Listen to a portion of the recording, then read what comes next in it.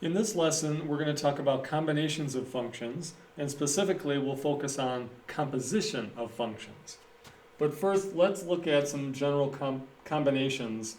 So let me use an example with f of x equals x squared and g of x equals 1 minus x, a parabola and a line. Let's find each of the following. What if I asked you to find f plus g of x? Well, it's exactly what you think it should be. You're just going to add those two functions and combine any like terms. Now, there are no like terms, and then it's generally accepted that you're going to put it in descending order, so I'd probably write my final answer like that. Okay, what if I asked you to find f minus g of x? Well, likewise, we're just going to subtract these two functions, and there's no like terms. So notice we did x squared minus, and then g of x is 1 minus x. So I have to distribute that negative sign. And so I'm going to get x squared, a negative 1, and a plus x. And once again, probably put it in descending order. Although it's not incorrect because it didn't say you had to put it in that order. All right, what if I asked you to divide these two functions? Well, we know how to do add and subtract. Why would divide be any different? It's just going to be x squared over 1 minus x. We can't cancel anything. We can't factor anything. So that's all we can do with it. And then lastly, what if I asked you to multiply f of x times g of x? And so in that case, we're going to multiply x squared times 1 minus x, and you'll distribute, and you'll get x squared minus x cubed. And if we put it in descending order, we'd say negative x cubed plus x squared. All right.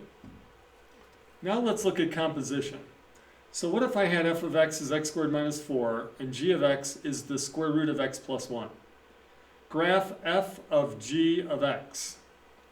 So for composition, we're going to take this inside function, and we're going to send it to the f function. So the input to f will be whatever g is. So we're going to replace the square root of x plus 1 everywhere in f where we see an x. So that's going to give us f of the square root of x plus 1. And then when I plug that in, I'm going to take that square root of x plus 1, and f squares that input and then subtracts 4. And so when I square it, that cancels the square root, and we're left with x plus 1 minus 4. And then we simplify and we get x minus 3. Now before I try and graph that, let's take a look at the calculator, and let me show you how you can do composition on a calculator. So I'm going to go into y equals, and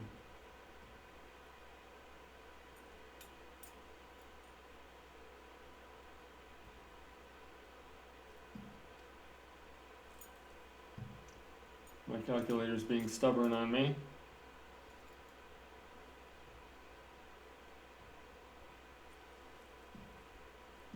So let's trick it into getting to work. There we go.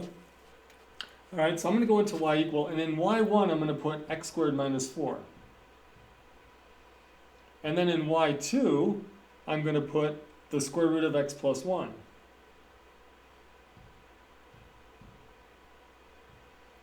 Now, I don't want to graph either of those, so I'm going to go up and I'm going to highlight over the equal sign and press enter, and then when I hit down arrow, the equal sign is no longer highlighted. So if I press graph, it's not going to graph y1. I'll do the same thing with y2. I don't want to graph that either. And now what I want to do in y3 is I want to do f of g of x.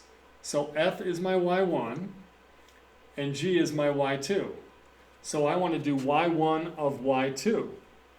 So I can get the y1 two different ways. One way is to find the vars button. That's highlighted there in red now. In the vars button, hit the right arrow to go to the y-vars submenu. And then we want to go into function because we're graphing in function mode. And there's y1. And then I want to put parentheses. So that's like my f, and then parentheses. And then I want to do g of x, which is y2. Now, on some calculators, depending on your operating system, there's a shortcut to get the y1 or y2 or y3. And so I'm going to press the green alpha key, and then I'm going to press the trace button along the top row. And that's a shortcut to all these y1, y2, y3s. So I'm going to select y2. So this says take y2 and send it to y1. And then I'll put parentheses x. And now when I graph, and I'll hit zoom 6 for the standard window, notice it graphs x minus 3, but it doesn't graph the entire line. It seems to stop at x equal -1. Why is that? All right, so when we do composition of functions, we have to analyze a little bit and look at our domain. So the first thing I want to do is look at this inside function g of x. So what is the domain of g of x? Well, that's the square root, and we know we can't take the square root of a negative.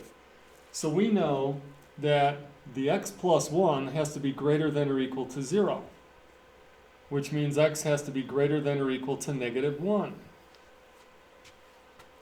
Then we look at the f function, and that's just a parabola. There's no restrictions on that. So I know that I want to graph the line y equal x minus 3, but x has to be greater than or equal to -1. So part of that line I'm going to erase, and there'll be a closed circle at -1, -4, because x can't equal -1. And then we'll have the line going to the right with an arrow at the end. So that's the tricky part when you do composition, is you have to consider the domain. What if I asked you to find g of f of 2 root 3? Well, let's write down what those functions were again. F of x was equal to x squared minus 4, and g of x was equal to the square root of x plus 1. So to do g of f of 2 root 3, I need to take 2 root 3 and send it to the f function. So I'm going to put in here 2 root 3. So f of 2 root 3 is equal to 2 root 3, and then f squares that input and subtracts 4. Now when I square 2 root 3, when I square the 2 I get 4. When I square the root 3 I just get 3. And so I'm going to have 4 times 3 is 12. And then 12 minus 4 is 8. Then I'm going to take that 8 and I'm going to send that to the g function. So then g of 8 is going to equal the square root of 8 plus 1, which is the square root of 9, which is 3. And now we've evaluated it. All right, so composition of functions. The notation we use is either f and g in parentheses with a little circle in between them, and then an x in parentheses after it, or more commonly, f parenthesis g of x and then close parenthesis. So either notation is fine. It's important to understand this statement though. The domain of the composition is the set of all x in the domain of g such that g of x is in the domain of f. So we have to first consider what's the domain of g, and then we have to think what are the outputs of g, and are those acceptable to be inputs to f. And we'll have some examples to show just exactly how that works and how it can be complicated at times. So let's look at these two functions. F of x is x squared minus 1. That's a parabola opening upward, shifted down 1. And then g of x is the line 3x plus 2, a y-intercept of 2 and a slope of positive 3. So we want to find f of g of x.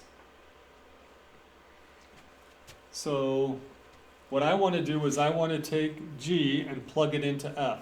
So I want to take 3x plus 2 and evaluate that according to the rule that f gives us. And what f does is it squares the input and then subtracts 1. So I'm going to take this input, 3x plus 2, and square it, and then subtract 1. Now remember, when you square it, you're multiplying it by itself twice. So that's where you have to distribute or FOIL, as some people were taught. And I'm going to get 9x squared plus 12x plus 4. And then don't forget the minus 1. And I can combine like terms. So my final answer will be 9x squared plus 12x plus 3. And now I have to go back and consider the domain. So let's look at g of x. That's just a line, and that can accept any input. So x could be all real numbers. X is an element of the real numbers. And then f of x, that's a parabola. That can take any number as well. So there's no restrictions on either of these functions. So I don't have to specify any restrictions on my answer. And that's it. So that was a simple one. All right, let's look at this one. This one's a little more challenging. What if f of x is the rational function x minus 5 over x plus 3, and g of x is the line x plus 4? Find the domain of f of g of x. So it's not even asking us to figure out what's f of g of x. It just says what's the domain. So let's start with g of x. What can g of x accept as inputs? Well, x can be any real number. So that doesn't seem to be a problem.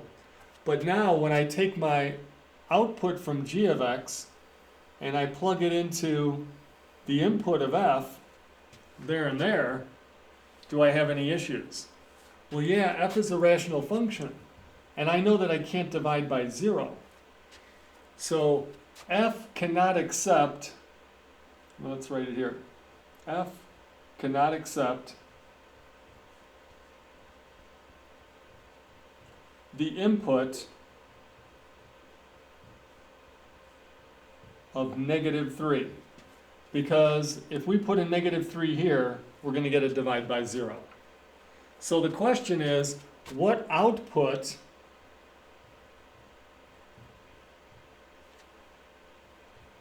from G causes a problem?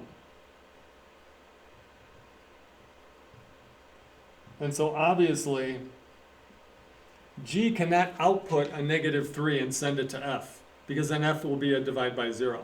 So what causes G to output a negative 3? Well, when would this give you a negative 3?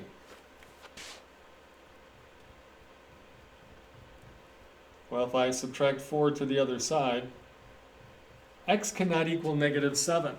So if I tried to actually evaluate f of g of negative 7, I'd send negative 7 to g, and that would give me negative 3.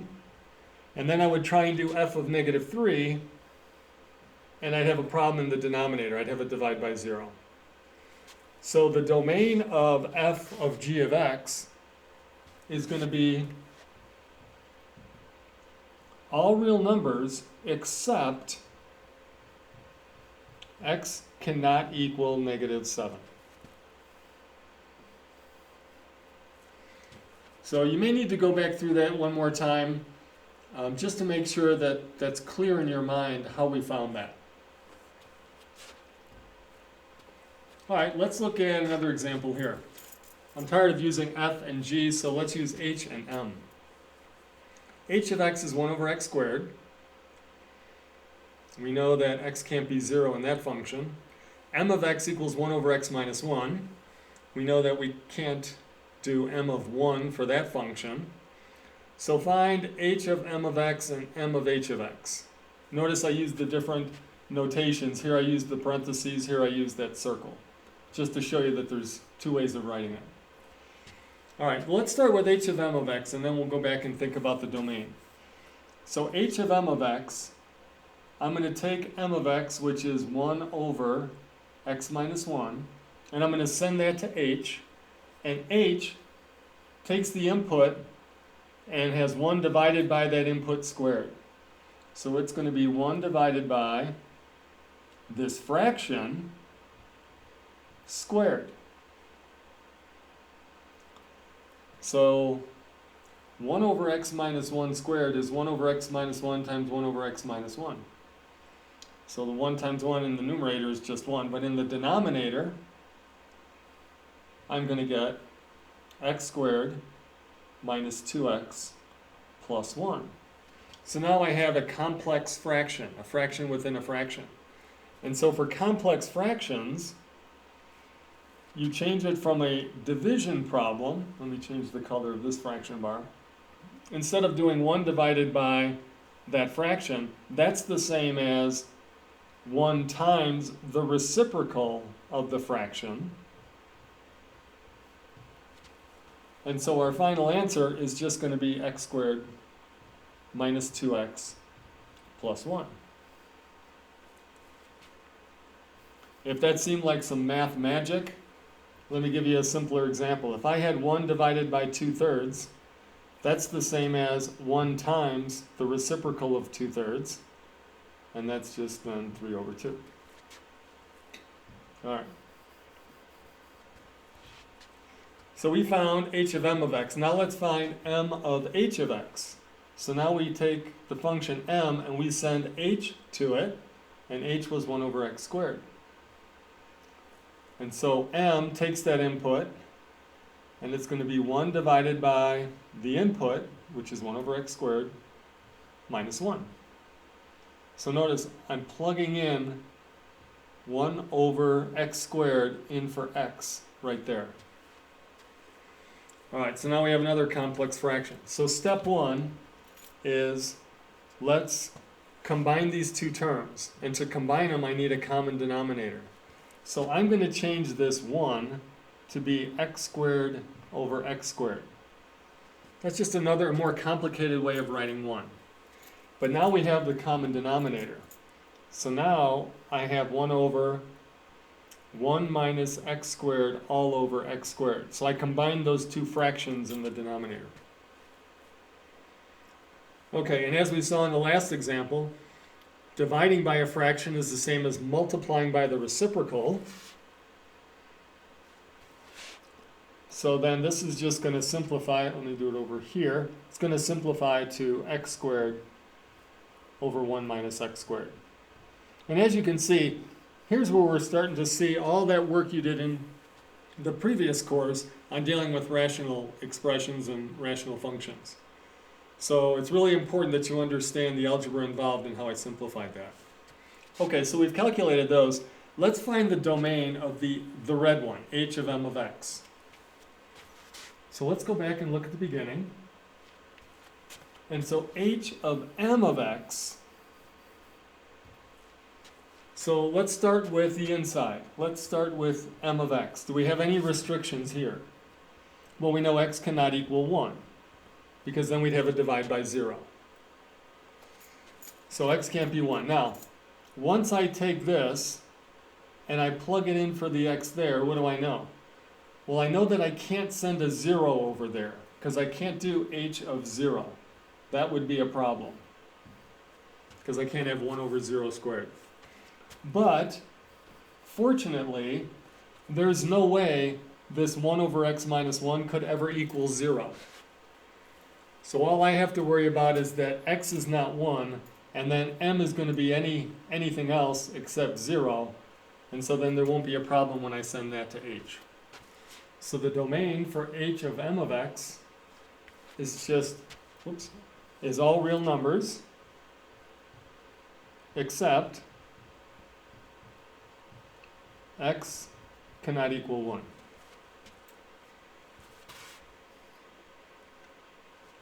Okay, now let's do the green function. Let's go back up here. All right, so the green function says, let's do purple. Start with h of x. Any restrictions on that? Well, yeah, x cannot equal 0. If x equals 0, then we have a problem. Then we're trying to do m of h of 0, and we don't even get past h of 0, because that's undefined. All right, so x cannot equal 0. Now, what about whatever comes out of h has to go in here to m? Do we have any restrictions there?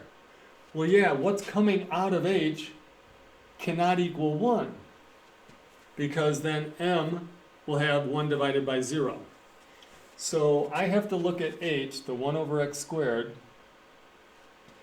and can that ever equal 1? If it can, then that's going to be a problem. Well, sure. That'll be 1 when x is equal to a positive or a negative 1.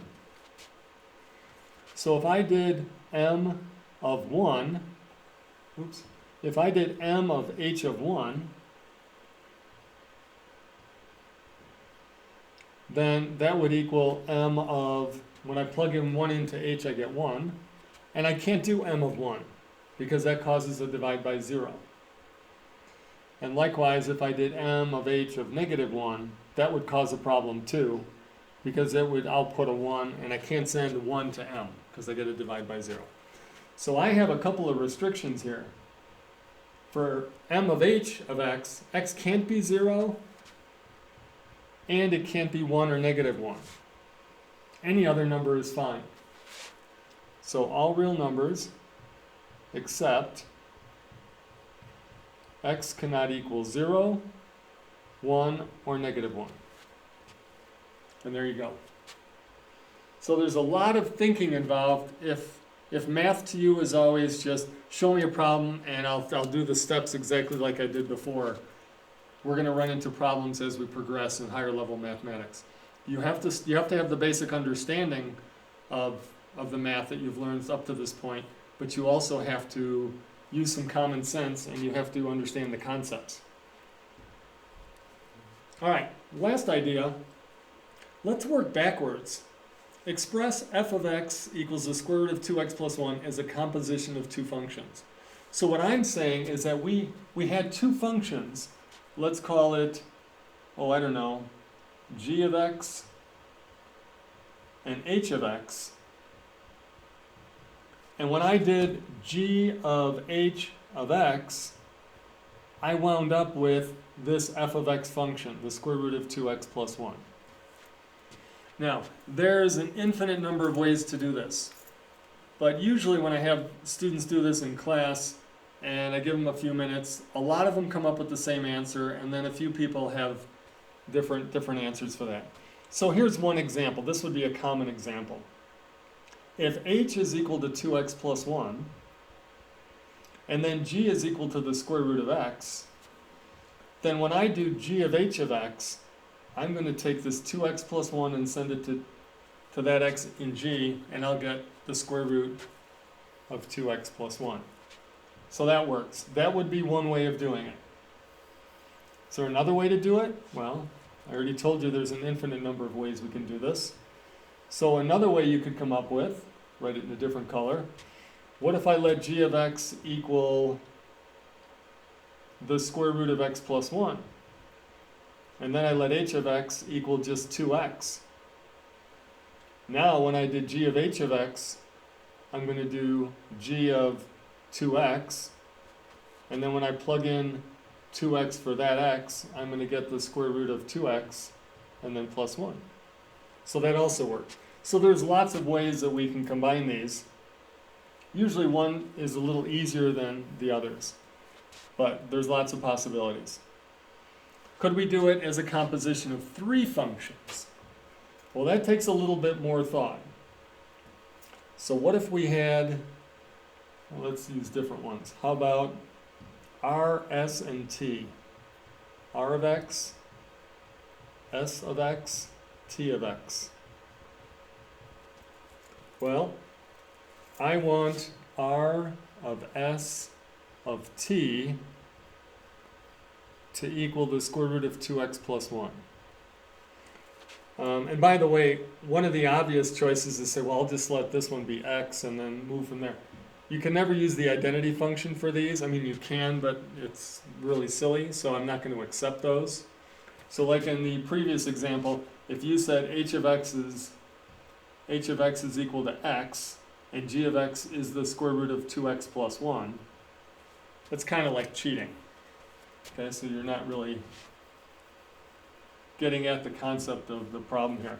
So let's see, one thing I could do is I could say r of x equals the square root of x. And then I could say s of x is equal to x plus 1. And then t of x is equal to 2x. So then when I compose these, I take 2x and that goes in here. So then I'm going to have r of s of 2x. And then when I take 2x and give it to s, that's going to give me 2x plus 1. And then when I send that to r, I get the square root of 2x plus 1. So that's just one example, but there are many.